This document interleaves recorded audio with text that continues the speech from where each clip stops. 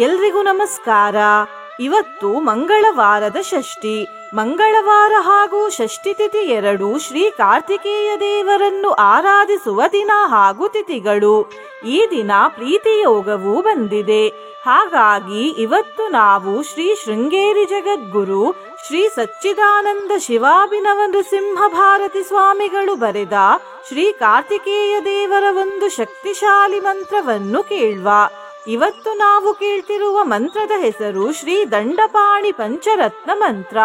ಶ್ರೀ ಕಾರ್ತಿಕೇಯ ದೇವರನ್ನು ದಂಡಪಾಣಿ ಎಂದು ಯಾಕೆ ಕರೆಯುತ್ತಾರೆ ಎಂದು ವಿಡಿಯೋದಲ್ಲಿ ಮುಂದೆ ತಿಳ್ಕೊಳ್ಳುವ. ಇವತ್ತು ಈ ಮಂತ್ರವನ್ನು ಬೆಳಿಗ್ಗೆ 108 ಬಾರಿ ಹಾಗೂ ಸಂಜೆ 108 ಬಾರಿ ಭಕ್ತಿ ವಿಶ್ವಾಸದಿಂದ ಕೇಳಿದ್ರೆ ಸಹಸ್ರಪಟ್ಟು ಹೆಚ್ಚು ಫಲ ದೊರೆಯುತ್ತದೆ. ದೊಡ್ಡ ದೊಡ್ಡ ಪಾಪಗಳು ಕೂಡ ಪರಿಹಾರವಾಗ್ತವೆ. ಇದನ್ನು ಮಂತ್ರದಲ್ಲಿ ಚಂಡಪಾಪಹರ ಎಂದು ಹೇಳಲಾಗಿದೆ. ಸರ್ವನಾಗದೋಷ ಮತ್ತು ರಾಹುಕೇತು ದೋಷ ಪರಿಹಾರವಾಗ್ತವೆ. ದುಷ್ಟಶಕ್ತಿಗಳಿಗೆ ದಂಡನೆ ಅಂದರೆ ಶಿಕ್ಷೆ ಸಿಗುತ್ತದೆ. ಯಶಸ್ಸು ಮತ್ತು ವೈಭವ ಪ್ರಾಪ್ತಿಯಾಗುತ್ತದೆ ಮತ್ತು ಪ್ರೀತಿಯೋಗದಿಂದ ಮನೆಯಲ್ಲಿ ಜಗಳವಿರುವುದಿಲ್ಲ ಹಾಗೂ ಮನೆಯಲ್ಲಿ ಶಾಂತಿ ತುಂಬಿರ್ತದೆ. ಈಗ ದಂಡಪಾಣಿ ಎನ್ನುವ ಹೆಸರಿನ ಅರ್ಥವನ್ನು ತಿಳ್ಕೊಳ್ಳುವ. ಶ್ರೀ ಕಾರ್ತಿಕೇಯ ದೇವರ ಆಯುಧ ವೇಲಾಯುಧ. ವೇಲಾಯುಧದಲ್ಲಿ ಈ ಭಾಗವನ್ನು ದಂಡ ಎಂದು ಕರೆಯಲಾಗುತ್ತದೆ. ಪಾಣಿ ಅಂದರೆ ಕೈಯ ಈ ಭಾಗ. ಶ್ರೀ ಕಾರ್ತಿಕೇಯ ದೇವರು ಸದಾ ತಮ್ಮ ಕೈಯಲ್ಲಿ ದಂಡವನ್ನು ಹಿಡಿದುಕೊಂಡಿರುವುದರಿಂದ ಅವರನ್ನು ದಂಡಪಾಣಿ ಎಂದು ಕೂಡ ಕರೆಯಲಾಗುತ್ತದೆ. ನಿನ್ನೆ ನಾನು ಕೇಳಿದ ಪ್ರಶ್ನೆ, ಪರಮೇಶ್ವರದಲ್ಲಿ ಪರಮ ಎಂದರೇನು ಎಂದು. ಈ ಪ್ರಶ್ನೆಗೆ ಸರಿ ಉತ್ತರ ಬಿ ಶ್ರೇಷ್ಠ. ಸರಿ ಉತ್ತರ ಕೊಟ್ಟವರಲ್ಲಿ ಒಬ್ಬರ ಹೆಸರು ಯಲ್ಲಪ್ಪ ಭೋಪಾಲಿ. ಯಲ್ಲಪ್ಪ ಅವರೇ ಭಕ್ತಿ ಮಾಡುವುದನ್ನು ಮುಂದುವರಿಸಿ ಅಂತ ಹೇಳ್ತಾ ಇವತ್ತಿನ ಪ್ರಶ್ನೆಯನ್ನು ನೋಡುವ. ಗಂಡ ಪದದ ಸಂಸ್ಕೃತ ಅರ್ಥವೇನು? A Galla, B call, C ಕೈ, ಡಿ ಬೆರಳು. ಈ ಪ್ರಶ್ನೆಗೆ ಸರಿ ಉತ್ತರ ಕೊಟ್ಟವರಲ್ಲಿ ಒಬ್ಬರ ಹೆಸರನ್ನು ನಾಳಿನ ವಿಡಿಯೋದಲ್ಲಿ ಹೇಳ್ತೇನೆ. ಬನ್ನಿ ಈಗ ಈ ಶಕ್ತಿಶಾಲಿ ದಂಡಪಾಣಿ ಪಂಚರತ್ನ ಮಂತ್ರವನ್ನು 108 ಬಾರಿ ಭಕ್ತಿಯಿಂದ ಕೇಳುವ. ಅದಕ್ಕಿಂತ ಮುಂಚೆ ಓಂ ಶ್ರೀ ದಂಡಪಾಣಿಯೇ ನಮಃ ಎಂದು ಕಮೆಂಟ್ ಮಾಡಿ. ಚಾನಲಿಗೆ ಹೊಸಬ್ರಾಗಿದ್ರೆ ಚಾನಲ್ ಅನ್ನು ಸಬ್ಸ್ಕ್ರೈಬ್ ಮಾಡಿ. ಹತ್ರ ಇರುವ ಬೆಲ್ ಬಟನ್ ಪ್ರೆಸ್ ಮಾಡಿ. ಆಲ್ ಅನ್ನುವ ಆಪ್ಷನ್ ಅನ್ನು ಸೆಲೆಕ್ಟ್ ಮಾಡಿ.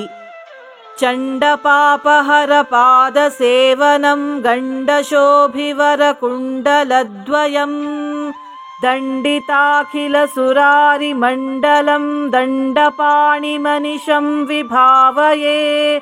ಓಂ ಶ್ರೀ ದಂಡಪಾಣಿಯೇ ನಮಃ. ಚಂಡಪಾಪಹರ ಪಾದ ಸೇವನಂ ಗಂಡಶೋಭಿವರ ಕುಂಡಲದ್ವಯಂ ದಂಡಿತಾಖಿಲ ಸುರಾರಿ ಮಂಡಲಂ ದಂಡಪಾಣಿ ಮನಿಷಂ ವಿಭಾವಯೇ.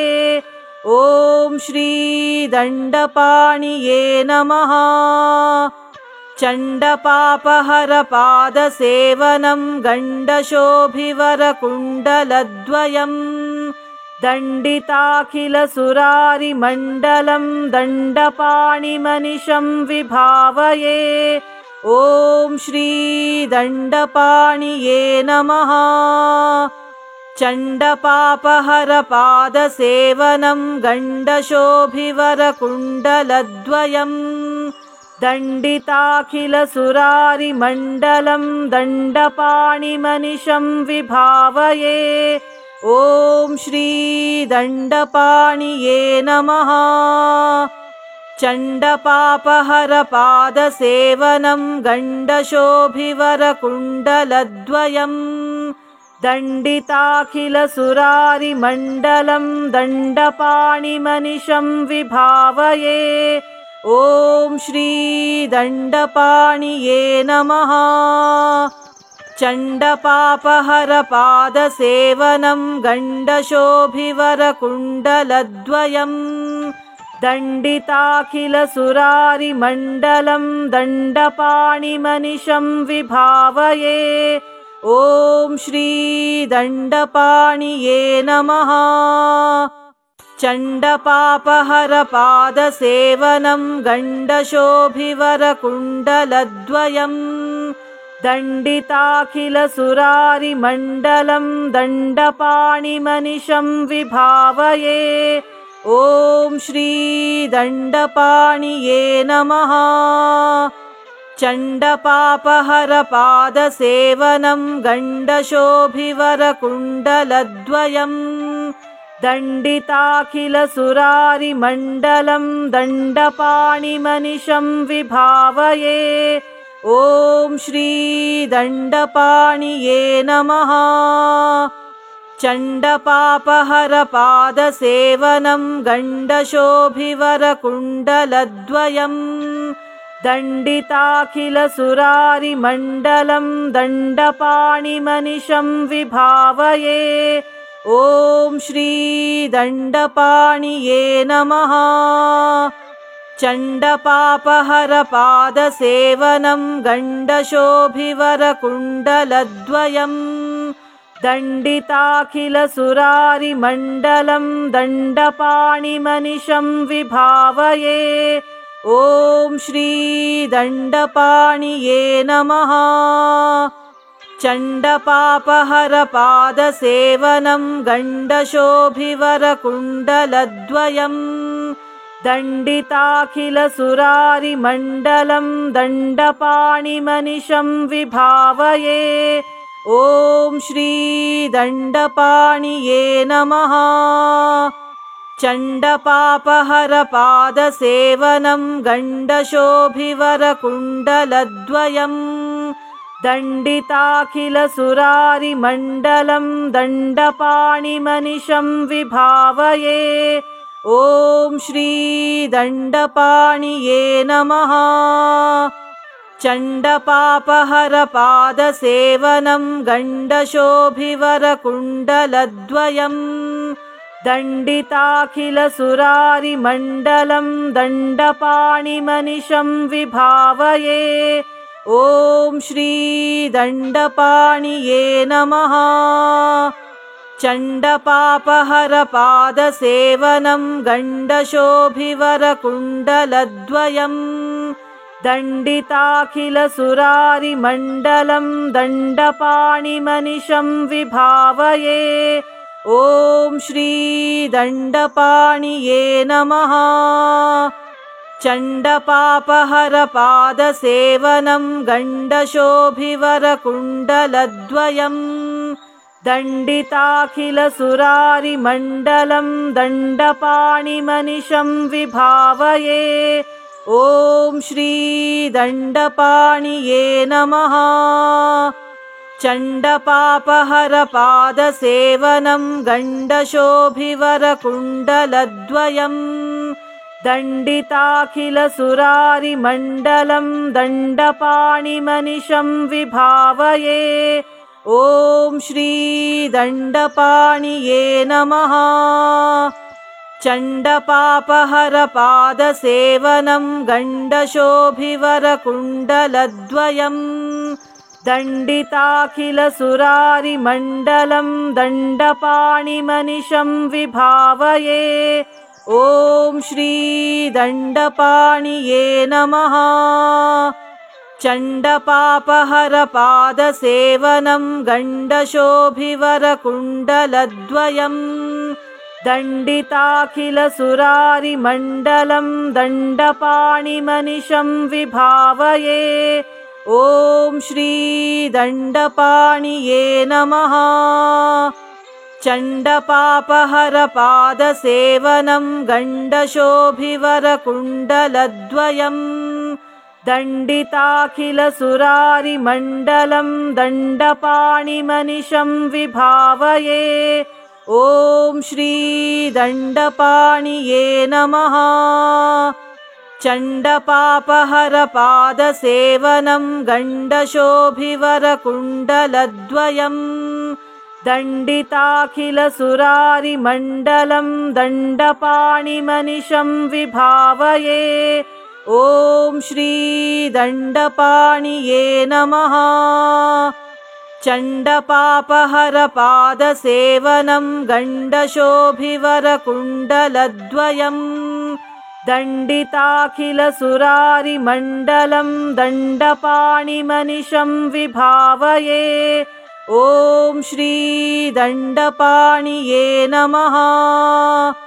चण्डपापहरपादसेवनं गण्डशोभिवरकुण्डलद्वयम् दण्डिताखिलसुरारिमण्डलं दण्डपाणिमनिशं विभावये। ॐ श्री दण्डपाणिये नमः। चण्डपापहरपादसेवनं गण्डशोभिवरकुण्डलद्वयम् दण्डिताखिलसुरारिमण्डलं दण्डपाणिमनिशं विभावये। ॐ श्री दण्डपाणिये नमः।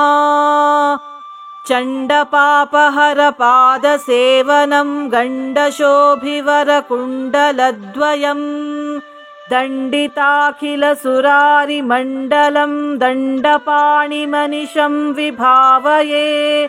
ॐ श्री दण्डपाणिये नमः।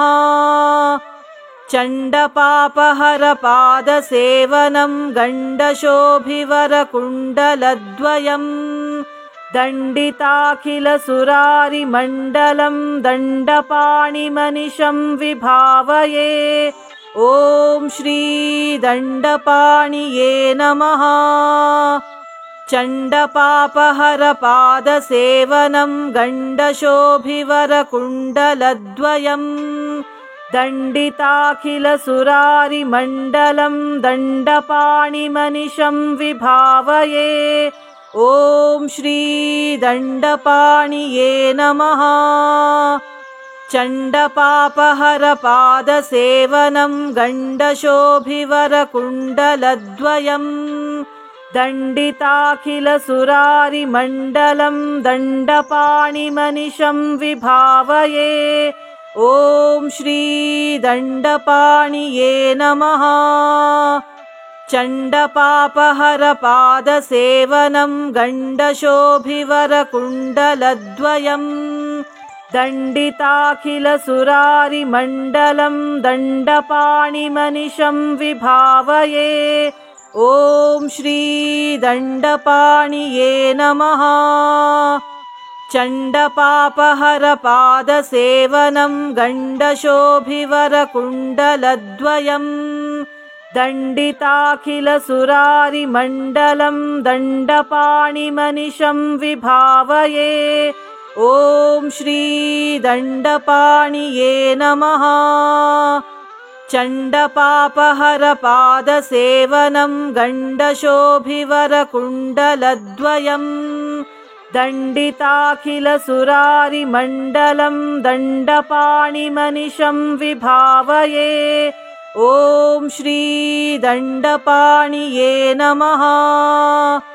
चण्डपापहरपादसेवनं गण्डशोभिवरकुण्डलद्वयम् दण्डिताखिलसुरारिमण्डलं दण्डपाणिमनिशं विभावये। ॐ श्री दण्डपाणिये नमः। चण्डपापहरपादसेवनं गण्डशोभिवरकुण्डलद्वयम् दण्डिताखिलसुरारिमण्डलं दण्डपाणिमनिशं विभावये। ॐ श्री दण्डपाणिये नमः। चण्डपापहरपादसेवनं गण्डशोभिवरकुण्डलद्वयम् दण्डिताखिलसुरारिमण्डलं दण्डपाणिमनिशं विभावये। ॐ श्री दण्डपाणिये नमः। चण्डपापहरपादसेवनं गण्डशोभिवरकुण्डलद्वयम् दण्डिताखिलसुरारिमण्डलं दण्डपाणिमनिशं विभावये। ॐ श्री दण्डपाणिये नमः। चण्डपापहरपादसेवनं गण्डशोभिवरकुण्डलद्वयम् दण्डिताखिलसुरारिमण्डलं दण्डपाणिमनिशं विभावये। ॐ श्री दण्डपाणिये नमः। चण्डपापहरपादसेवनं गण्डशोभिवरकुण्डलद्वयम् दण्डिताखिलसुरारिमण्डलं दण्डपाणिमनिशं विभावये। ॐ श्री दण्डपाणिये नमः।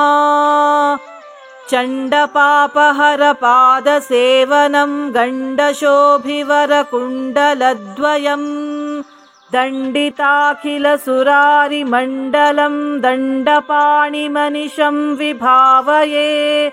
ॐ श्री दण्डपाणिये नमः।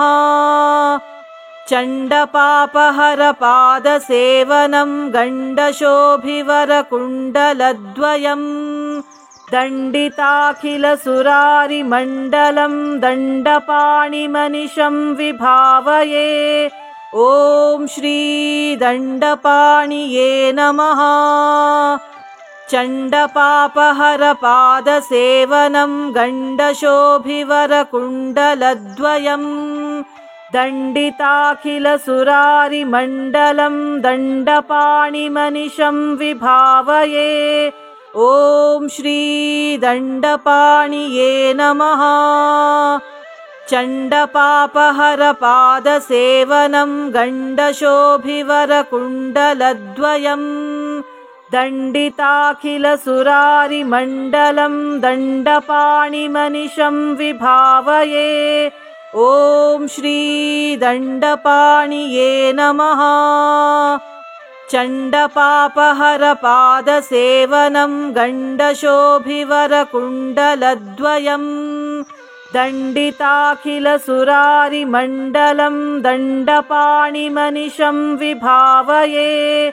ॐ श्री दण्डपाणिये नमः। चण्डपापहरपादसेवनं गण्डशोभिवरकुण्डलद्वयम् दण्डिताखिलसुरारिमण्डलं दण्डपाणिमनिशं विभावये। ॐ श्री दण्डपाणिये नमः। चण्डपापहरपादसेवनं गण्डशोभिवरकुण्डलद्वयम् दण्डिताखिलसुरारिमण्डलं दण्डपाणिमनिशं विभावये। ॐ श्री दण्डपाणिये नमः। चण्डपापहरपादसेवनं गण्डशोभिवरकुण्डलद्वयम् दण्डिताखिलसुरारिमण्डलं दण्डपाणिमनिशं विभावये। ॐ श्री दण्डपाणिये नमः। चण्डपापहरपादसेवनं गण्डशोभिवरकुण्डलद्वयम् दण्डिताखिलसुरारिमण्डलं दण्डपाणिमनिशं विभावये। ॐ श्री दण्डपाणिये नमः। चण्डपापहरपादसेवनं गण्डशोभिवरकुण्डलद्वयम् दण्डिताखिलसुरारिमण्डलं दण्डपाणिमनिशं विभावये। ॐ श्री दण्डपाणिये नमः। चण्डपापहरपादसेवनं गण्डशोभिवरकुण्डलद्वयम् दण्डिताखिलसुरारिमण्डलं दण्डपाणिमनिशं विभावये। ॐ श्री दण्डपाणिये नमः। चण्डपापहरपादसेवनं गण्डशोभिवरकुण्डलद्वयम् दण्डिताखिलसुरारिमण्डलं दण्डपाणिमनिशं विभावये। ॐ श्री दण्डपाणिये नमः। चण्डपापहरपादसेवनं गण्डशोभिवरकुण्डलद्वयम् दण्डिताखिलसुरारिमण्डलं दण्डपाणिमनिशं विभावये। ॐ श्री दण्डपाणिये नमः। चण्डपापहरपादसेवनं गण्डशोभिवरकुण्डलद्वयम् दण्डिताखिलसुरारिमण्डलं दण्डपाणिमनिशं विभावये। ॐ श्री दण्डपाणिये नमः। चण्डपापहरपादसेवनं गण्डशोभिवरकुण्डलद्वयम् दण्डिताखिलसुरारिमण्डलं दण्डपाणिमनिशं विभावये। ॐ श्री दण्डपाणिये नमः।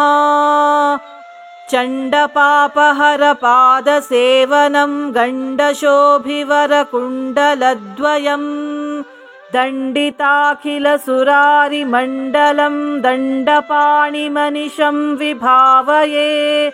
ॐ श्री दण्डपाणिये नमः। चण्डपापहरपादसेवनं गण्डशोभिवरकुण्डलद्वयम् दण्डिताखिलसुरारिमण्डलं दण्डपाणिमनिशं विभावये। ॐ श्री दण्डपाणिये नमः। चण्डपापहरपादसेवनं गण्डशोभिवरकुण्डलद्वयम् दण्डिताखिलसुरारिमण्डलं दण्डपाणिमनिशं विभावये। ॐ श्री दण्डपाणिये नमः। चण्डपापहरपादसेवनं गण्डशोभिवरकुण्डलद्वयम् दण्डिताखिलसुरारिमण्डलं दण्डपाणिमनिशं विभावये। ॐ श्री दण्डपाणिये नमः। चण्डपापहरपादसेवनं गण्डशोभिवरकुण्डलद्वयम् दण्डिताखिलसुरारिमण्डलं दण्डपाणिमनिशं विभावये। ॐ श्री दण्डपाणिये नमः। चण्डपापहरपादसेवनं गण्डशोभिवरकुण्डलद्वयम् दण्डिताखिलसुरारिमण्डलं दण्डपाणिमनिशं विभावये। ॐ श्री दण्डपाणिये नमः। चण्डपापहरपादसेवनं गण्डशोभिवरकुण्डलद्वयम् दण्डिताखिलसुरारिमण्डलं दण्डपाणिमनिशं विभावये। ॐ श्री दण्डपाणिये नमः। चण्डपापहरपादसेवनं गण्डशोभिवरकुण्डलद्वयम् दण्डिताखिलसुरारिमण्डलं दण्डपाणिमनिशं विभावये। ॐ श्री दण्डपाणिये नमः। चण्डपापहरपादसेवनं गण्डशोभिवरकुण्डलद्वयम् दण्डिताखिलसुरारिमण्डलं दण्डपाणिमनिशं विभावये। ॐ श्री दण्डपाणिये नमः। चण्डपापहरपादसेवनं गण्डशोभिवरकुण्डलद्वयम् दण्डिताखिलसुरारिमण्डलं दण्डपाणिमनिशं विभावये। ॐ श्री दण्डपाणिये नमः। चण्डपापहरपादसेवनं गण्डशोभिवरकुण्डलद्वयम् दण्डिताखिलसुरारिमण्डलं दण्डपाणिमनिशं विभावये। ॐ श्री दण्डपाणिये नमः। चण्डपापहरपादसेवनं गण्डशोभिवरकुण्डलद्वयम् दण्डिताखिलसुरारिमण्डलं दण्डपाणिमनिशं विभावये। ॐ श्री दण्डपाणिये नमः।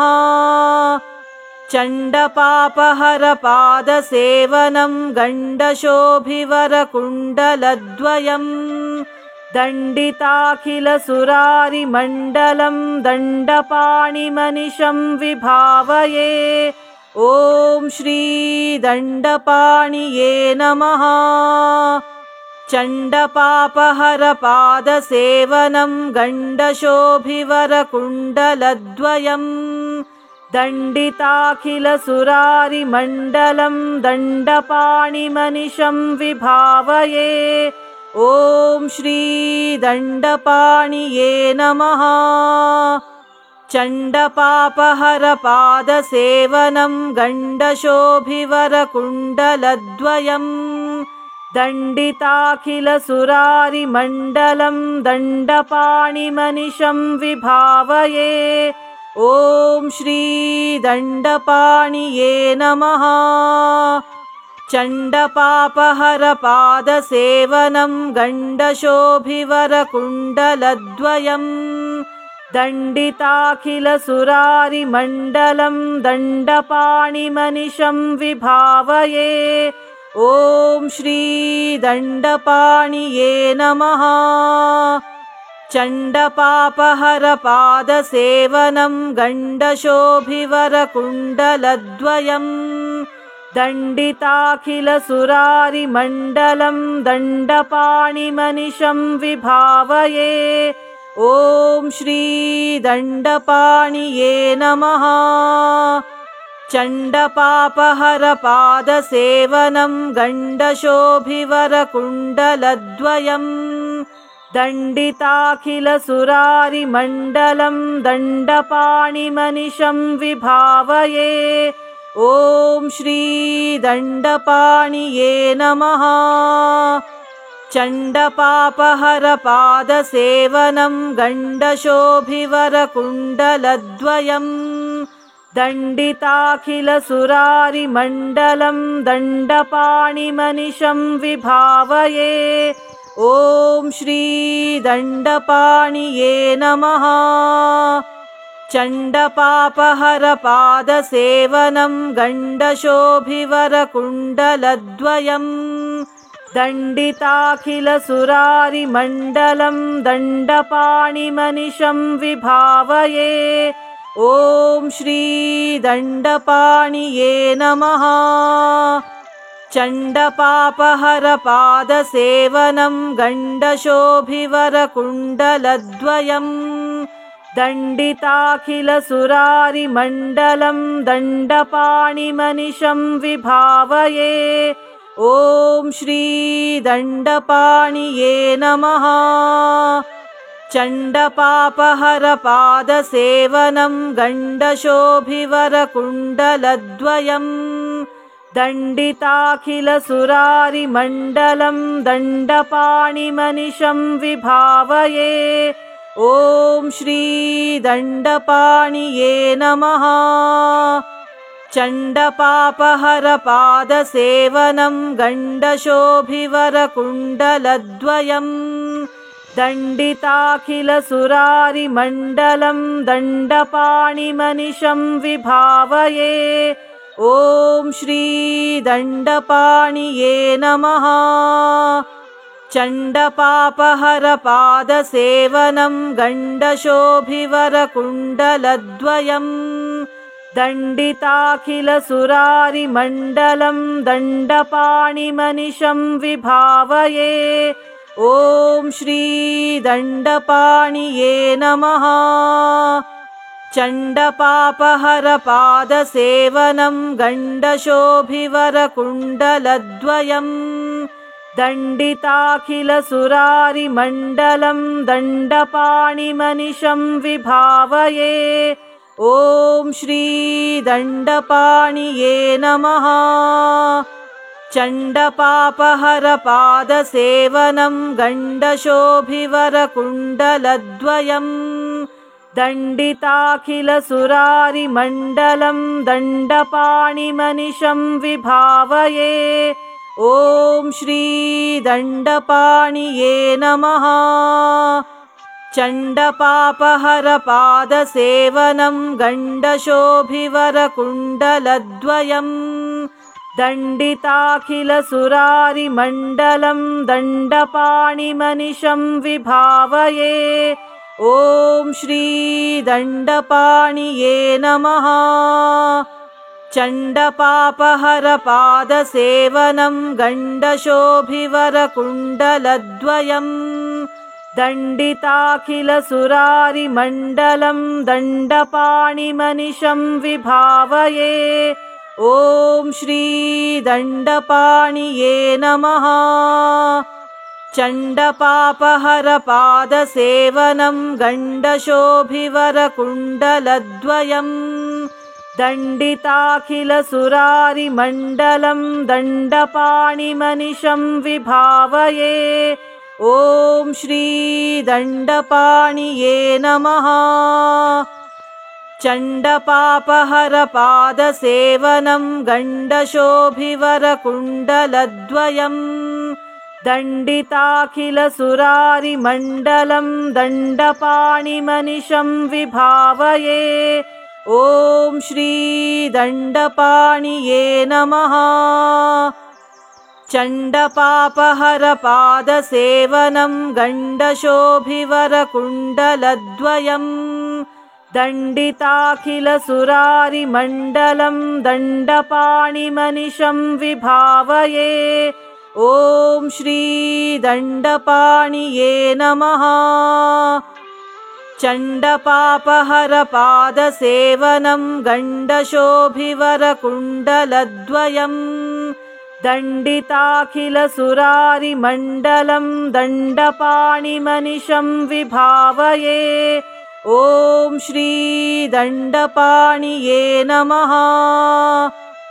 चण्डपापहरपादसेवनं गण्डशोभिवरकुण्डलद्वयम् दण्डिताखिलसुरारिमण्डलं दण्डपाणिमनिशं विभावये।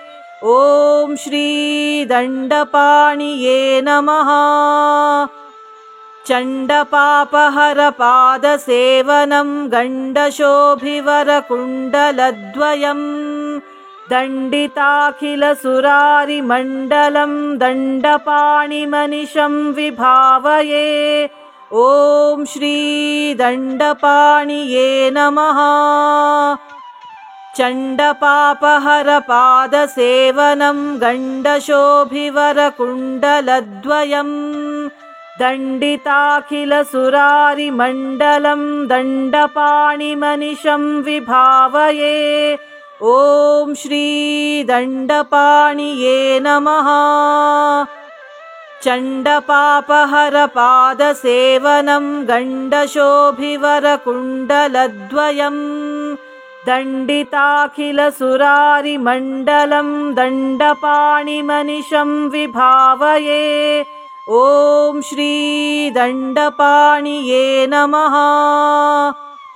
चण्डपापहरपादसेवनं गण्डशोभिवरकुण्डलद्वयम् दण्डिताखिलसुरारिमण्डलं दण्डपाणिमनिशं विभावये।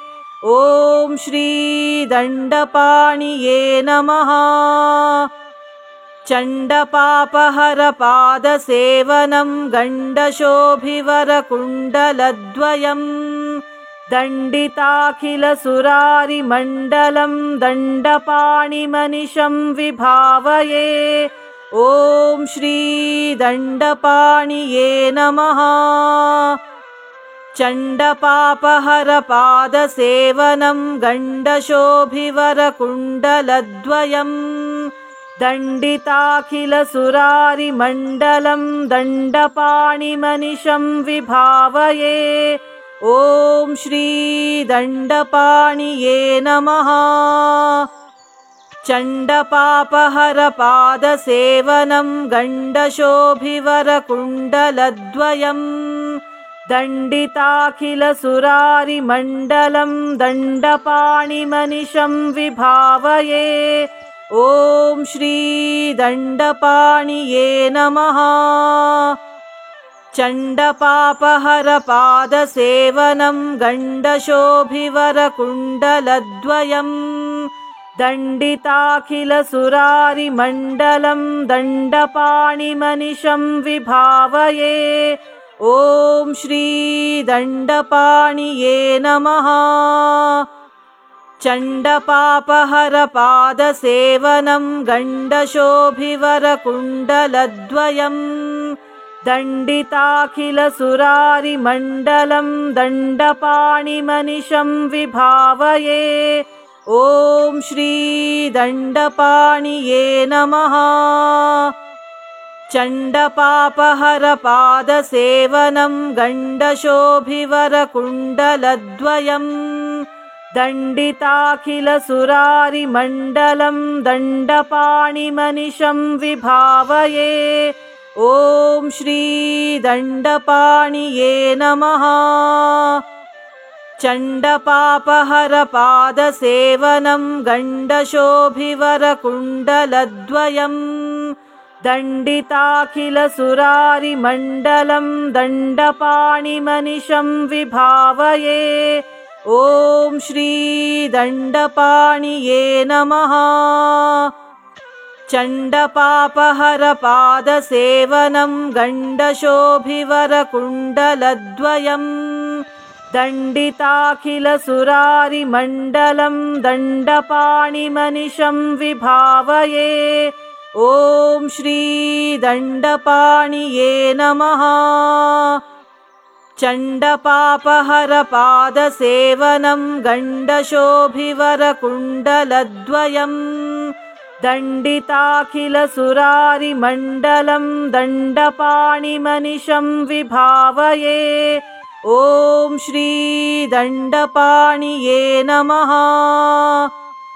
चण्डपापहरपादसेवनं गण्डशोभिवरकुण्डलद्वयम् दण्डिताखिलसुरारिमण्डलं दण्डपाणिमनिशं विभावये।